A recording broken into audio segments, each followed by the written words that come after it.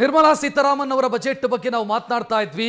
ಪ್ರಮುಖವಾಗಿ ತೆರಿಗೆದಾರರಿಗೆ ಸಿಕ್ಕಿರುವಂತ ಪ್ರಮುಖವಾದಂತ ವಿನಾಯಿತಿ ಮತ್ತು ರಿಲ್ಯಾಕ್ಸ್ ಇದರ ಬಗ್ಗೆ ಈಗ ದೊಡ್ಡ ಮಟ್ಟದಲ್ಲಿ ಚರ್ಚೆಯೂ ಕೂಡ ಶುರುವಾಗಿದೆ. ಕೇಂದ್ರ ಸರ್ಕಾರದಿಂದ ಬಯಸಿದ್ದು ಏನನ್ನೋ ಅದಕ್ಕಿಂತ ಹೆಚ್ಚಿನದ್ದು ಸಿಕ್ಕಿದೆ ಅಂತ ಸೋಷಿಯಲ್ ಮೀಡಿಯಾದಲ್ಲಿ ಚರ್ಚೆಯಾಗೋದಕ್ಕೆ ಶುರುವಾಗಿದೆ. ಸಾಮಾನ್ಯವಾಗಿ ಸೋಷಿಯಲ್ ಮೀಡಿಯಾದಲ್ಲಿ ಚರ್ಚೆಯಾಗುವಂಥ ದೊಡ್ಡ ಮಟ್ಟದಲ್ಲಿ ಚರ್ಚೆಯಾಗಿತ್ತು ನಿರ್ಮಲಾ ಸೀತಾರಾಮನ್ ಅವರ ಕಾರ್ಯವೈಖರಿಯ ಬಗ್ಗೆ. ನಾನಿವತ್ತು ಬಜೆಟ್ ಕಾರ್ಯಕ್ರಮ ಆರಂಭ ಮಾಡೋ ಸಂದರ್ಭದಲ್ಲೇ ಹೇಳಿದೆ, ಇತ್ತೀಚೆಗೆ ಬಜೆಟ್ ಮಂಡನೆ ಮಾಡ್ತಿದ್ದಾರೆ ಅಂತಾದರೆ ಭಯ ಆಗೋದಕ್ಕೆ ಶುರುವಾಗ್ತಾ ಇತ್ತು. ಬಟ್ ಇವತ್ತು ಕೊನೆಯದಾಗಿ ಆ ಭಯ ಸ್ವಲ್ಪ ಕಡಿಮೆಯಾದಂಗೆ ಕಾಣಿಸ್ತಾ ಇದೆ ಉದ್ಯೋಗಿಗಳ ಪಾಲಿಗೆ, ಮಧ್ಯಮ ವರ್ಗದವರ ಪಾಲಿಗೆ. ಸೊ ಅದನ್ನು ಸೆಲೆಬ್ರೇಟ್ ಮಾಡ್ತಾ ಇದ್ದಾರೆ ಸೋಷಿಯಲ್ ಮೀಡಿಯಾದಲ್ಲಿ. ಯಾಕಂತಂದರೆ ಮೇಡಮ್ ಪರಿಸ್ಥಿತಿ ಹೆಂಗಾಗಿತ್ತು ಅಂತಂದರೆ, ಎಲ್ಲಿ ಆದಾಯ ಸಿಗ್ತಾ ಇದೆಯೋ ಅಲ್ಲೆಲ್ಲ ಕಡೆ ಟ್ಯಾಕ್ಸು. ಹೆಂಗೆ ಅಂತಂದರೆ ಪಾಪ್ಕಾರ್ನು, ಅದರಲ್ಲಿ ಕ್ಯಾರಮಲ್ ಪಾಪ್ಕಾರ್ನಿಗೆ ಒಂದಿಷ್ಟು ಪರ್ಸೆಂಟು, ಬರೇ ಪಾಪ್ಕಾರ್ನಿಗೆ ಒಂದಿಷ್ಟು ಪರ್ಸೆಂಟು.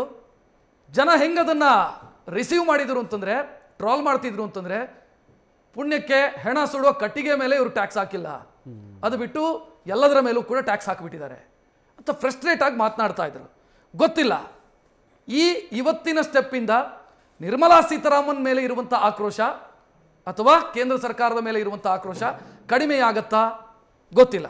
ಒಟ್ಟಲ್ಲಿ ಚೇಂಜಸ್ ಅಂತೂ ಮಾಡಿದ್ದಾರೆ. ಆ ಟ್ಯಾಕ್ಸ್ ಸ್ಲ್ಯಾಬನ್ನು ನೀವು ನೋಡ್ತಾ ಇದ್ದೀರಿ ಯಾವ ರೀತಿ ಚೇಂಜಸ್ಗಳಾಗಿದೆ ಅಂತ.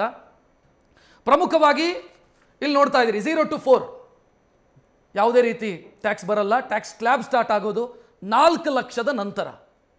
ನೀವು ಕೇಳ್ಬೋದು 12 ಲಕ್ಷದವರೆಗೆ ವಿನಾಯಿತಿ ಅಂತ ಹೇಳಿದ್ರಲ್ವಾ ನೀವು, ಮತ್ತು 4 ಲಕ್ಷದ ಸ್ಲ್ಯಾಬ್ ಯಾಕೆ ಹಾಕಿದ್ದಾರೆ? ಭಾಳ ಜನ ಕನ್ಫ್ಯೂಸ್ ಆಗುತ್ತೆ. ಹಂಗಲ್ಲ, ಅದು 12 ಲಕ್ಷದವರೆಗೆ ನಿಮಗೆ ಆದಾಯ ಇತ್ತು ಅಂತಾದರೆ ನೀವು ಯಾವ ಟ್ಯಾಕ್ಸನ್ನು ಕಟ್ಟಬೇಕಾಗಿಲ್ಲ. 0 ಟ್ಯಾಕ್ಸ್ ಇರುತ್ತೆ, ಇನ್ಕಮ್ ಟ್ಯಾಕ್ಸು 0 ಇರುತ್ತೆ. ಬಟ್ 13 ಲಕ್ಷ ನಿಮ್ಮ ಆದಾಯ ಅಂತ ಅಂದ್ಕೊಳ್ಳಿ, ಅಥವಾ 14 ಲಕ್ಷ ನಿಮ್ಮ ಆದಾಯ ಅಂತ ಅಂದ್ಕೊಳ್ಳಿ. ಆಗ ನೀವು ಟ್ಯಾಕ್ಸ್ನ ಒಳಗೆ ಬಂದುಬಿಡ್ತೀರಿ. ಆಗ ನೀವು ಎಲ್ಲಿಂದ ಟ್ಯಾಕ್ಸ್ ಕಟ್ಟಬೇಕು?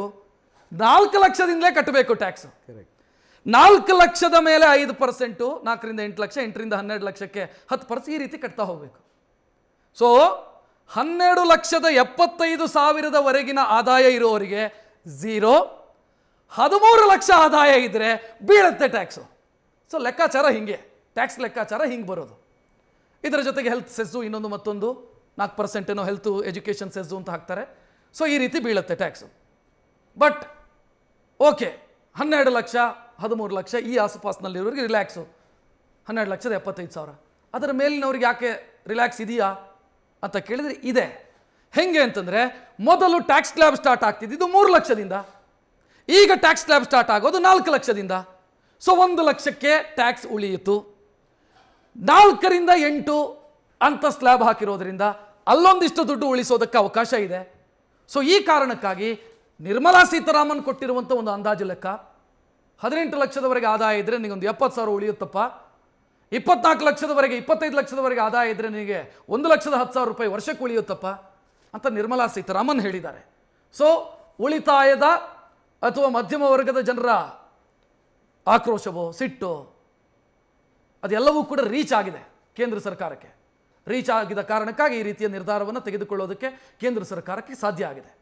ಸೊ ಇದ್ರ ಬಗ್ಗೆ ನಾವು ಮಾತನಾಡ್ತಾ ಇದ್ವಿ. ನಾನು ಒಂದು ವಿಚಾರವನ್ನು ಸುರೇಶ್ ಅವರೆಲ್ಲ ಕೇಳಬೇಕು. ಒಂದು ಟೂರಿಸಂ ಸೆಕ್ಟರ್ನ ಮೇಲೆ ಕಾನ್ಸಂಟ್ರೇಟ್ ಮಾಡುವಂಥ ಪ್ರಯತ್ನ ಮಾಡಿದರು. ಅದರಲ್ಲಿ ನನಗೆ ಭಾಳ ಇಂಟ್ರೆಸ್ಟಿಂಗ್ ಅಂತ ಅನಿಸಿದ್ದು ಹೀಲ್ ಇನ್ ಇಂಡಿಯಾ ಅನ್ನುವಂಥ ಕಾನ್ಸೆಪ್ಟು. ಅಂದರೆ ಹೆಲ್ತ್ ಸೆಕ್ಟರ್ನ ಮೇಲೆ ಅದರಿಂದಾಗಿ ದೊಡ್ಡ ಮಟ್ಟದ ಪರಿಣಾಮ ಬೀರಬಹುದು. ಯಾಕೆ ಅಂತಂದರೆ, ಭಾರತದ ಹೆಲ್ತ್ ಸೆಕ್ಟರು ಐರೋಪ್ಯ ರಾಷ್ಟ್ರಗಳಿಗೆ ಕಂಪೇರ್ ಮಾಡಿದರೆ ನಮ್ಮಲ್ಲಿ ಕಡಿಮೆ ಇದೆ, ಚೀಪೆಸ್ಟ್ ಇದೆ. ಸೊ ನನ್ನ ಫ್ಲೈಟ್ ಚಾರ್ಜನ್ನು ಹೊರತುಪಡಿಸಿಯೂ ನನಗೆ ಚೀಪೆಸ್ಟ್ ಅವಕಾಶ ಸಿಗುತ್ತೆ ಅಂತಾದಾಗ ಬೇರೆ ದೇಶದಿಂದ ಇಲ್ಲಿ ಟ್ರೀಟ್ಮೆಂಟ್ಗೆ ಬರುವವರ ಸಂಖ್ಯೆ ಜಾಸ್ತಿ ಆಗುತ್ತಾ? ಆಗುವಂಥ ಸಾಧ್ಯತೆಗಳಿದಾವೆ. ಮೆಡಿಕಲ್ ಟೂರಿಸಂ ಸುಮಾರು ವರ್ಷದಿಂದ ಮಾತಾಡ್ತಾನೆ ಇದ್ದೀವಿ. ಇದೆ ಕಂಪ್ನಿಗಳಿದೆ, ಟ್ರೈ ಮಾಡ್ತಾ ಇದ್ದಾರೆ. ಇಲ್ಲಿ ಕೆಪಾಸಿಟಿ ಪ್ರಾಬ್ಲಮ್ ಇರೋದು ನಮಗೆ. ಮೆಡಿಕಲ್ ಟೂರಿಸಮ್ಗೆ ಇರೋದು ಡಿಮ್ಯಾಂಡ್ ಎಲ್ಲ ಪ್ರಾಬ್ಲಮ್ಮು, ಕೆಪಾಸಿಟಿ ಪ್ರಾಬ್ಲಮ್ ಎಷ್ಟು ಬೇಗ ಅಂತ. ಇನ್ಫ್ಯಾಕ್ಟ್ ಇಷ್ಟು ಕೆಪಾಸಿಟಿ ಕಡಿಮೆ ಇದ್ದರೂ ಒಂದು ಆಸ್ಟ್ರೇಲಿಯಲ್ಲಿ ಮಾಡಿಸ್ಕೊಳ್ಳೋದಕ್ಕಿಂತ ಆಪ್ರೇಷನ್ ಇಲ್ಲಿ ಬೇಗ ಆಗುತ್ತೆ. ಬರೀ ದುಡ್ಡು ಕಡಿಮೆ ಅಷ್ಟೇ ಅಲ್ಲ, ಬೇಗ ಆಗುತ್ತೆ, ಇನ್ನೊಂದು ಕ್ವಾಲಿಟಿ ಚೆನ್ನಾಗಿದೆ ಅನ್ನೋದು ಒಂದು. ಆದರೆ ಇಲ್ಲಿ ಹೀಲಿಸಮು ವೆಲ್ನೆಸ್ ಮೇಲೆ ಹೇಳ್ತಾ ಇರೋದು, that will create lot of opportunity for yoga, ನಿಮ್ಮ ವೆಲ್ನೆಸ್ಸು, ನ್ಯಾಚುರೋಪತಿ ಟ್ರೀಟ್ಮೆಂಟು, ಇದರಲ್ಲಿ ಈ ಥರದಕ್ಕೆಲ್ಲ ಒತ್ತು ಕೊಡ್ತಾ ಇದ್ದಾರೆ. ಅದರಿಂದಲೇ ಅವ್ರು ಹೇಳ್ತಾ ಇರೋದು ಹೀಲು ಟೂರಿಸಮು ಸ್ವಲ್ಪ ಎಲ್ಲ ಹೇಳ್ತಾ ಇರೋದು ಏನಂದರೆ it's an extension of naturopathy, extension of your natural healing mechanisms, yoga, ನಿಮ್ಮ ಆ ಥರದ್ದಕ್ಕೆ ಎಲ್ಲ ಒತ್ತು ಕೊಡ್ತಾ ಇದ್ದಾರೆ ಇಲ್ಲಿ ವಿಶೇಷವಾಗಿ. NRIs in America. ಈಗ ಸರ್ ಐರೋಪ್ಯ ಜಗತ್ತಿನ ರಾಷ್ಟ್ರಗಳನ್ನು ಹೊರತುಪಡಿಸಿ ಬೇರೆ ಬೇರೆ ಎಲ್ಲಿ ಹೆಲ್ತ್ ಸೆಕ್ಟರ್ ದೊಡ್ಡ ಸ್ಟ್ರಾಂಗ್ ಇಲ್ವೋ ಆ ದೇಶದ ಜನಕ್ಕೆ ಇಲ್ಲಿ ಬಂದು ಟ್ರೀಟ್ಮೆಂಟ್ ಪಡ್ಕೊಳ್ಳೋದಕ್ಕೆ ಅವಕಾಶ ಸೃಷ್ಟಿಯಾಗುತ್ತಾ ಇದರಿಂದ? ಅಲ್ಲ, ಇದು ಈಗಲೂ ಇದೆ, ಜಾಸ್ತಿ ಆಗುತ್ತೆ. ಈಗ ಮಲೇಷಿಯಾಗೆ ಎಲ್ಲ ಮಲೇಷಿಯಾ ಆಗಲಿ, ನೀವು ಥಾಯ್ಲ್ಯಾಂಡ್ಗೆ ಹೋಗಲಿ, ಆಸ್ಟ್ರೇಲಿಯಾಗೆ ಹೋಗಿ, ಅಥವಾ ನೀವು ಈವನ್ US ಹೋದರೂ ಕೂಡ ನಿಮ್ಗೊಂದು ಆಪ್ರೇಷನ್ ಆಗಬೇಕು ಅಂದರೆ 1 ವರ್ಷ ಕಾಯಬೇಕು ಹೇಳೋಕ್ಕೆ.